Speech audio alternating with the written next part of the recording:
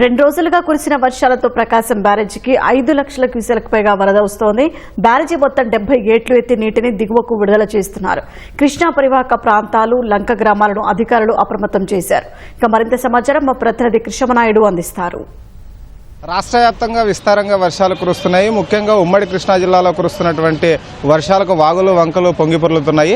ఎగువ కురుస్తున్నటువంటి వర్షాలతో పులిచింతల ప్రాజెక్టు నుండి నీటిని దిగువకు విడుదల చేస్తున్నారు. కృష్ణమ్మ గలగలా పారుతుంది, నిండుకుండలా ప్రవహిస్తుంది. ప్రకాశం బ్యారేజ్లో ఉన్నటువంటి 70 గేట్లను పూర్తి స్థాయిలో ఎత్తారు.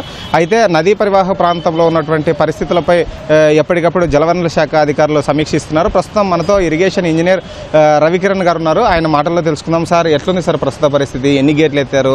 ఏంటి లోతట్టు ప్రాంతాల్లో ఉన్నటువంటి చర్యలు ఏ విధంగా చేపట్టారు? అందరికీ నమస్కారం అండి. మనం గత రాత్రి 7 గంటలకి మొదటి ప్రమాద హెచ్చరిక జారీ చేశాము.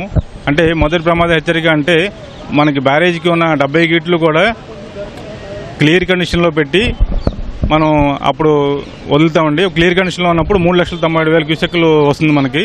ప్రస్తుతం మనకి అది 5,12,995 క్యూసెక్లు మనం దిగువకు వదులుతున్నాము. పైనుంచి ఈ గత 3 రోజులుగా తెలంగాణ రాష్ట్రం, ఆంధ్ర రాష్ట్రంలో కురిసిన భారీ వర్షాలకి మనకి వాగులు అన్ని చుట్టుపక్కల ఉన్న వాగులు వంకలు అన్నీ పొరులుతున్నాయి. అలాగే పులిచింతల నుంచి కూడా మనకి నిన్న ఉదయం వరకు కూడా 4,20,000 ఇచ్చారు. ఈ రోజు ఉదయం నుంచి మనకి 3,20,000 క్యూసెక్లకి తగ్గించడం జరిగింది. సో మనకి ఈ లోపు ఈ చుట్టుపక్కల మునేరు నుంచి కానీ మునేరు, కట్లేరు, వైరా ఇవన్నీ కలిపి, అలాగే చిన్న చిన్న వాగులు అన్నీ ఇటు గుంటూరు జిల్లా వైపున ఉన్న కానీ ఇవన్నీ కలుపుకొని మనకి విస్తారం కురిసిన వర్షాల వలన కానీ మనకి వరద వస్తుందండి. కొంచెం సాయంత్రానికి మనకి తగ్గుముఖం పట్టే అవకాశం ఉందండి. సార్, అటు విపత్తు నిర్వహణల శాఖ కూడా ఈరోజు, రేపు, ఎల్లుండి కూడా వర్షాలు ఉన్నాయని చెబుతుంది. ఉమ్మడి కృష్ణా జిల్లాలలో కూడా బాగా వర్షాలు కురుస్తాయని చెప్తుంది. ఒక మోస్తరు నుండి భారీ వర్షాలు ఉన్నాయని చెప్తుంది. అంటే ఉధృతి ఈ చుట్టుపక్కల ప్రాంతం నుండి వచ్చేటువంటి వాగులు కృష్ణానదిలో కలిసేటివి కూడా బాగా పెరిగేటువంటి అవకాశం ఉంది. దీనిపైన ఎలాంటి అప్రమత్త చర్యలు తీసుకున్నారు సార్? ఎప్పటికప్పుడు రాష్ట్ర విపత్తు నిర్వహణ సంస్థ ద్వారా సూచనలు తీసుకుంటూ మన ఇక్కడ కలెక్టర్ గారు కానీ అందరూ రెవెన్యూ సిబ్బంది అందరూ కూడా ఎప్పటికప్పుడు అప్రమత్తమయ్యి ఏదైనా మధ్యలో ఉన్న లంకలు ముంపునకు గురి అవుతుంటే 6 లక్షల వరకు వస్తే లంకలు కూడా మునుగుతాయండి. సో అటువంటి వాళ్ళని కూడా వేరే చోటకి సురక్షిత ప్రాంతాలకు తరలించడానికి కూడా ఆల్రెడీ సంబంధిత అధికారులకి ఆదేశాలు ఇవ్వడం కూడా జరిగిందండి కలెక్టర్ గారు. అలాగే పులిచింతల నుంచి కిందకి ఇప్పటి వరకు మనకి ఈ చుట్టుపక్కల ఉన్న మా 5 జిల్లాల కలెక్టర్లు, రెవెన్యూ సిబ్బంది కూడా ఎప్పటికప్పుడు వాళ్ళకి సమాచారం అందిస్తున్నాము. వారు కూడా తగిన చర్యలు తీసుకుంటున్నారండి. సార్, ఇటు ముఖ్యంగా భవానీ ఐలాండ్కి వెళ్ళేటువంటి బోట్లను కూడా నిలిపివేశారు. మరి ఎప్పుడు దాన్ని ప్రారంభించేటువంటి అవకాశం ఉంది? వరద ఉధృతి ఎప్పటి లోపల తగ్గేటువంటి అవకాశం ఉందని మీరు అంచనా వేస్తున్నారు సార్? మనకి అంటే ఇంకా ఈ 2-3 రోజుల వరకు కూడా మనకి ఇంకా వర్షాలు కురుస్తాయనే ఉందని అంచనా ఉంది. వర్షాలు తగ్గుముఖం బట్టి, అలాగే వర్షాలు తగ్గిన తర్వాత కూడా మనకి ఇంకో 2-3 రోజులు వరదలు కూడా వచ్చే అవకాశం ఉంది. సో వరదలు పూర్తి స్థాయిగా తగ్గిన తర్వాత మాత్రమే పడవలు కానీ బోటింగ్ కానీ జరిగే అప్పుడు కానీ మేము ఎలా చేయమండి.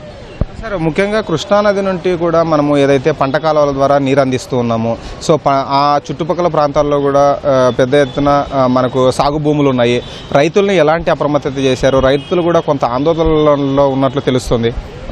అలాగే మనకి గత 2 రోజుల క్రితం వరకు కూడా మనకి ఇక్కడ కృష్ణా డెల్టా పరిధిలో అన్ని కాలువలకి పూర్తి సామర్థ్యంతో నీళ్లు రిలీజ్ చేయడం జరిగిందండి. అలాగంటే కేఈ కానీ కేడబ్ల్యూ కానీ రెండూ కలిపి 18,000 క్యూసెక్ల వరకు కూడా ఇచ్చాము. ఎప్పుడైతే వర్షాలు ప్రారంభమైనాయో గత 2 రోజుల నుంచి కురుస్తున్న భారీ వర్షాల కారణంగా 2 కెనాల్స్ మొత్తం అన్ని హెడ్ రెగ్యులేటర్ దగ్గర మొత్తం పూర్తి స్థాయిలో నిలుపుదల చేసామండి. సో కాలువల వలన ఏ విధమైన ఇబ్బంది ఉండదు మన వాటర్ వలన. కాకపోతే ఈ 2 రోజుల నుంచి కురిసిన వర్షాల వలన చాలలో కొంచెం నీళ్ళు నిలిచిపోయినాయి. అవన్నీ కూడా డ్రైన్ల ద్వారా, కాలువల ద్వారా సముద్రంలో కలుస్తుందండి. అయితే చాలామంది చేపల వేటకు వెళ్తుంటారు, ఈతకు వెళ్తుంటారు. వారికి ఎలాంటి సూచన చేస్తారు సార్? ఎవరిని చేపల వేటకు కానీ వెళ్ళదని చెప్పి తగు సూచనలు ఇవ్వడం జరిగిందండి. ఏదైతే కృష్ణానదికి వస్తున్నటువంటి ఉధృతమైనటువంటి ప్రవాహం ఉందో దానిపైన ఎప్పటికప్పుడు సమీక్ష సమావేశాలు నిర్వహిస్తున్నామని ఎగ్జిక్యూటివ్ ఇంజనీర్ రవికిరణ్ గారు చెప్తున్నారు. ఉన్నతాధికారులతో సమీక్షించి తగు చర్యలు తీసుకుంటామని కూడా చెప్తున్నారు. లోతట్టు ప్రాంతాల ప్రజలను ఇప్పటికే అలర్ట్ చేశామని, ఎటువంటి ఆందోళన చెందాల్సినటువంటి అవసరం లేదని కూడా చెబుతున్నారు. కెమెరామెన్ స్వామితో కృష్ణంనాయుడు, ఈటీవీ న్యూస్, విజయవాడ నుంచి.